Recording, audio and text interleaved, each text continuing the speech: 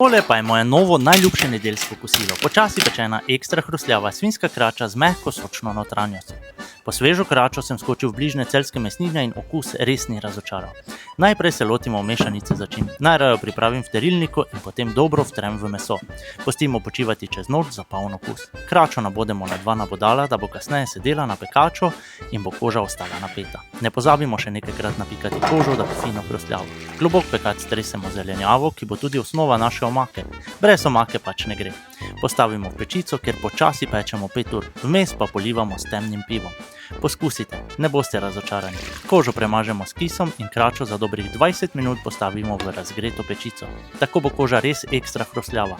Zelenjavo s tekočino precedimo za omako in reduciramo v kozici, da nastane gosta omaka. Kračo razrežemo in postrežemo z izbrano prilogo, kot je kislo zelje in krompir, ter s pripravljeno omako. Pa dober tek!